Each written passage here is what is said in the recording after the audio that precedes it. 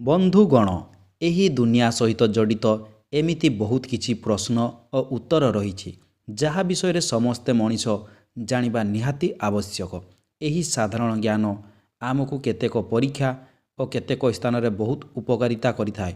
ବନ୍ଧୁଗଣ, ଆଜି ଆମେ ଆପଣମାନଙ୍କ ପାଇଁ କିଛି ଗୁରୁତ୍ୱପୂର୍ଣ୍ଣ ସାଧାରଣ ଜ୍ଞାନର ପ୍ରଶ୍ନ ଓ ତାହାର ଉତ୍ତର ନେଇ ଆସିଛୁ।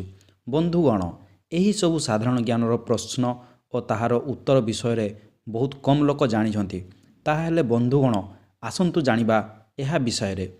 ପ୍ରଶ୍ନ ନମ୍ବର 1, ଏମିତି କେଉଁ ଗଛ ଅଛି ଯାହା ଉପରେ ଆମେ ଚଢ଼ିପାରିବା ନାହିଁ? ଉତ୍ତର ହେଉଛି କଦଳୀ ଗଛ ଉପରେ ଆମେ ଚଢ଼ିପାରିବା ନାହିଁ।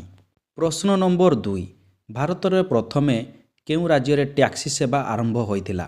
ଉତ୍ତର ବେଙ୍ଗାଲୁରୁରେ ପ୍ରଥମେ ଟ୍ୟାକ୍ସି ସେବା ଆରମ୍ଭ ହୋଇଥିଲା। ପ୍ରଶ୍ନ ନମ୍ବର 3, ହିନ୍ଦୀ କହୁଥିବା ରୋବଟର ନାମ କ'ଣ? ଉତ୍ତର ହେଉଛି ରେଶ୍ମା। ପ୍ରଶ୍ନ ନମ୍ବର 4, ବିଶ୍ୱର କେଉଁ ଦେଶରେ ଗୋଟିଏ ହେଲେ ବି ନଦୀ ନାହିଁ? ଉତ୍ତର ହେଉଛି ସାଉଦି ଆରବ। ପ୍ରଶ୍ନ ନମ୍ବର 5, ମଣିଷ 24 ଘଣ୍ଟାରେ କେତେ ଥର ନିଶ୍ୱାସ ନେଇଥାଏ? ଉତ୍ତର 17ରୁ 30 ହଜାର ଥର ମଣିଷ ନିଶ୍ୱାସ ନେଇଥାଏ। ପ୍ରଶ୍ନ ନମ୍ବର 6, କେଉଁ ପକ୍ଷୀ କେବେ ହେଲେ ବି କୌଣସି ଗଛ ଉପରେ ବସି ନଥାଏ? ଉତ୍ତର ଟିଟନୀ ନାମକ ପକ୍ଷୀ। ପ୍ରଶ୍ନ ନମ୍ବର 7, ଏମିତି କେଉଁ ଦେଶ ଅଛି ଯେଉଁଠି କେବେ ହେଲେ ବି ଭୂମିକମ୍ପ ହୁଏ ନାହିଁ? ଉତ୍ତର ଇଣ୍ଡୋନେସିଆ ଓ ଭୁଟାନରେ। ପ୍ରଶ୍ନ ନମ୍ବର 8, କେଉଁ ଦେଶରେ ଗୋଟିଏ ହେଲେ ବି ଛୁଆ ଜନ୍ମ ହୋଇନଥାଏ? ଉତ୍ତର ଭ୍ୟାଟିକାନ ସିଟିରେ। ପ୍ରଶ୍ନ ନମ୍ବର 9, ମଣିଷର ପରମ ଶତ୍ରୁ କେଉଁ ଜୀବ ଅଟେ? ଉତ୍ତର ମଶାମାନେ ହେଉଛନ୍ତି ମଣିଷର ପରମ ଶତ୍ରୁ। ପ୍ରଶ୍ନ ନମ୍ବର 10, ଏହି ଦୁନିଆରେ ସବୁଠାରୁ ଦ୍ରୁତ ଗତିରେ ଦୌଡ଼ୁଥିବା ମଣିଷର ନାମ? ଉତ୍ତର ଉସେନ ବୋଲ୍ଟ। ପ୍ରଶ୍ନ ନମ୍ବର 11, ଦୁନିଆର ସବୁଠୁ ଛୋଟ ଦେଶର ନାମ କ'ଣ? ଭ୍ୟାଟିକାନ ସିଟି। ପ୍ରଶ୍ନ ନମ୍ବର 12, କେଉଁ ଦେଶରେ ସବୁଠାରୁ ଅଧିକ ଧନୀ ମଣିଷ ରହିଥାନ୍ତି? ଉତ୍ତର ଲଣ୍ଡନ ଦେଶରେ ସବୁଠାରୁ ଅଧିକ ଧନୀ ବ୍ୟକ୍ତି ରହିଥାନ୍ତି। ପ୍ରଶ୍ନ ନମ୍ବର 13, କେଉଁ ଜୀବ କେବେ ହେଲେ ବି ନିଜ ମାଆକୁ ଦେଖିପାରିନଥାଏ? ଉତ୍ତର ବିଛୁ।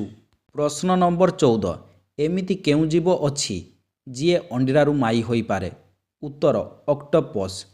ପ୍ରଶ୍ନ ନମ୍ବର 15, ସବୁଠାରୁ ପ୍ରଥମ ନୋଟବନ୍ଦୀ କେଉଁ ଦେଶରେ ହୋଇଥିଲା?